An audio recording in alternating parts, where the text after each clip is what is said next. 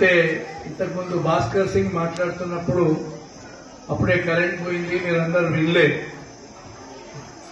మాధవ్ రెడ్డి గారు మాట్లాడిన తర్వాత అదొక సముద్రం లాగా మాట్లాడుతుంటాడు, ఇక తర్వాత వాళ్ళు మాట్లాడేది ఏం వింటారు అని.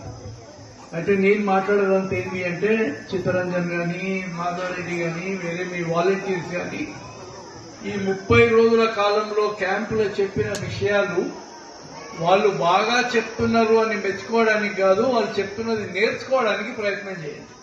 చాలా మంది ఏమైందంటే ఇవంతా బాగా మాట్లాడతాడు, ఆయన బాగా మాట్లాడతాడు అని మెచ్చుకుంటారు, కానీ అది ఆయన గొప్ప మనిషి కనుక చేయగలుగుతాడు, మనం చేయలేము అని అనుకుంటాం. ప్రతి ఒక్కరూ ప్రయత్నించాలి.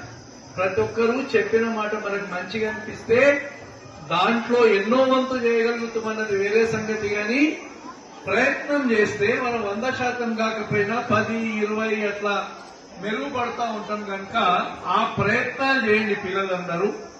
తల్లులకు కూడా తండ్రులకు కూడా ఇప్పుడు ఆచార్యుల వారు చెప్పిండ్రు, అందరు చెప్పిండ్రు ఏమిటి అంటే మీరు కూడా మీ తల్లిదండ్రులు ఎట్లా చూస్తున్నారనే దాన్ని బట్టి పిల్లలకు అలవాటు అవుతుంది అని. ఇది ఇక్కడ మాట్లాడిందే కాక వందే మాతరంలో మాట్లాడిందే కాక సినిమా మాధ్యమంలో కూడా చూపిస్తుంటది. తల్లిదండ్రులు వాళ్ళు ఎట్లా చేస్తున్నారు దాన్ని బట్టి పిల్లలకి ఇవాళ రేపు ప్రచారాలు చాలా ఉన్నాయి కదా, టీవీలలో కూడా కొన్ని సీరియల్స్ లో చెప్తుంటారు. అయితే మనం నేర్చుకునేది ఏం చేస్తామంటే ఈజీగా చెడ్డ పనులు చేసుకుంటాను, చాలా సులువు ఉంటుంది. అవి నేర్చుకుంటాం. మంచి చేయాలంటే కష్టమైతుంది కనుక నేర్చుకుంటేందుకు ప్రయత్నం చేయండి. మీరు పిల్లలందరూ తల్లిదండ్రులందరూ కూడా, మీరు నాకంటే చిన్నవాళ్ళు కనుక చెప్తున్నా, నేను 70వ సంవత్సరం నాది.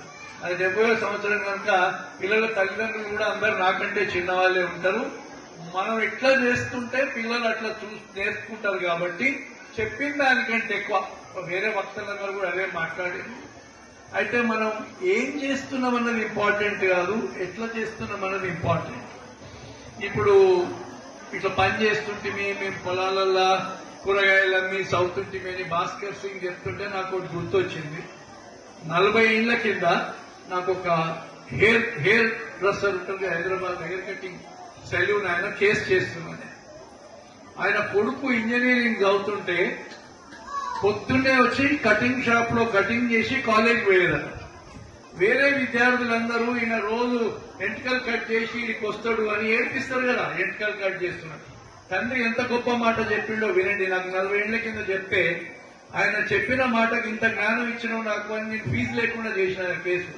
ఏమన్నాడంటే వాళ్ళకి చెప్పురా, నేను వేరే వాళ్ళ నెత్తి కట్ చేస్తున్నా, జేబులు కట్ చేస్తలేను, దొంగతనం చేస్తలేను, జేబులు కట్ చేస్తున్నా అని హిందీలో మాట్లాడుతుండే. హిందీలో మాట్లాడి బోల్లా పెట్టే లోకో, అదే తెలుగు అయినే కానీ హైదరాబాద్ లో చాలా మంది హిందీలో మాట్లాడతారు. బోల్నా మై బాల్ కాటడం, కిసికా జేబు మై కాటడం. మీకు అర్థమైంది కదా, నేను ఎవరు జేబులు కత్తరిస్తలేను, నా పనితో నేను చేసుకొని నేను నా విద్య. అయితే ఆయన బిడ్డలు 2 డాక్టర్లు, 2 కొడుకులు ఇంజనీర్.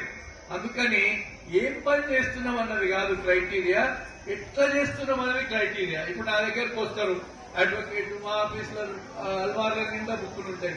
ఇన్ని బుక్కులు మీకు ఎట్లా గుర్తుంటాయి సార్? సౌత్ ఏంటి ఏం లేదా, 100 మంది బట్టలు తీసుకొస్తారు సాకలా, ఆయన అందరి బట్టలు గుర్తుపడతాడు. ఆయన గుర్తుపడ్డా?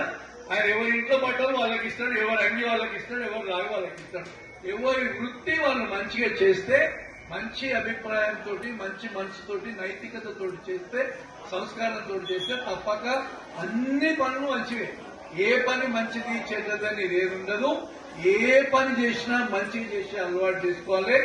నేను మీకు అన్నిటికంటే ముఖ్యంగా చెప్పేది ఏంటంటే, ఇప్పుడు మాట్లాడిన వాళ్ళే కాక ఇక్కడ మీకు రెగ్యులర్ గా వాలంటీర్స్ చెప్తున్న విషయాలు వాళ్ళు మంచిగా చెప్పిండ్రు అని మర్చిపోకుండా దాంట్లో ఎన్ని పాటించగలుగుతామని ప్రయత్నం చేయండి పిల్లలు. ఇప్పుడే కొందరు తల్లిదండ్రులని చూస్తూనే ఉంటే అక్కడ కూర్చొని మాట్లాడుతున్నారు కాబట్టి పని చేయాలని చెప్పినడా అంటుంది ఒక అమ్మాయి, నేను చేయాలి చూస్తున్నా. నేను పిల్లలకి జనరల్ ఎట్లా అంటే మనం చెప్పండి అలవాటు కాదు, తర్వాత మనం కూడా బాధపడతాం వాళ్ళకి ఏం పని నేర్పించలేదని. నేను అప్పుడప్పుడు అంటుంటా, ఎప్పుడన్నా నేను కేసు కొరకు పోయి దినమంతా వెయిట్ చేసినాక కేసు రీచ్ కాదు, జూనియర్ లెవెల్, ఇప్పుడు నేను సీనియర్ లెవెల్లో కాబట్టి జూనియర్లు సారీ సార్ మీరు దినమంతా ఆపినాం, మీకేం కేసు రాలేదు, రీచ్ కాలేదు, మిమ్మల్ని ఇబ్బంది పెట్టినాం అంటే తప్పు మీది కాదయా, మా అమ్మ నాయన చెప్పినప్పుడు మంచి చదువుకుంటే వృత్తి కాకుండా ఇంకో పని చేసుకుంటుంటే. అందుకని మీరందరూ కూడా మళ్ళా మా అమ్మ నాయన చెప్పినప్పుడు సరిగ్గా చదవలేదు అన్న బాధ లేకుండా మీ నుంచి కాగలిగినంత చదవండి. ఎన్ని మార్కులు వచ్చినాయి క్రైటీరియా కాదు. ఒక ఆయన 50 వస్తాయి, ఒక ఆయన 70 వస్తాయి, ఒక ఆయన 90 వస్తాయి, ఒక ఆయన కష్టపడి చదివినా 50 వచ్చినా కూడా పర్వాలేదు.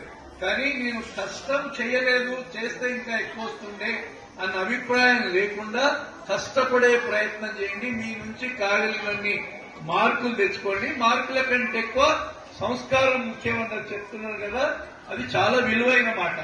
దాన్ని ఉట్టిగా విని మర్చిపోకుండా పాటిస్తేందుకు ప్రయత్నం చేయండి. నమస్కారం అందరికీ.